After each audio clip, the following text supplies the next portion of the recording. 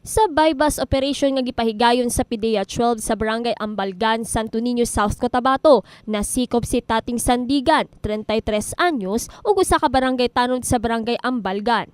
Nakuha sa iyang posisyon ng usa ka gramo nga gidudahang shabu nga dunay market value nga 7,500 pesos.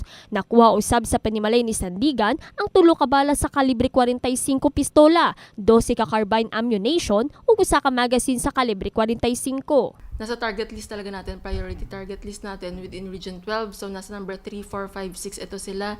So, at 10:20 kanina, nag-conduct tayo initially ng bypass operation against kay Tating Sandigan. And after which, yung nabilhan na natin, nag-implement na tayo ng 2 search warrant sa bahay ni Tating Sandigan and sa bahay ni Kap Dato Pudin Ampatuan.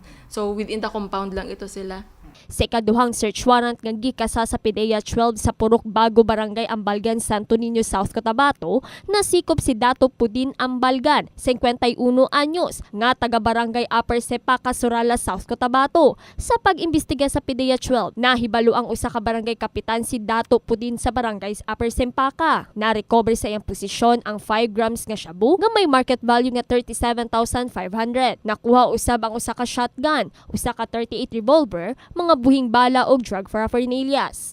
Allegedly, sabi niya, issue daw sa kanya. Pero nung hinanapan natin ng documents, wala siya na ipakita sa atin. And dito rin natin nakuha yung 48 empty sachets ng sachets with residue ng suspected shabu.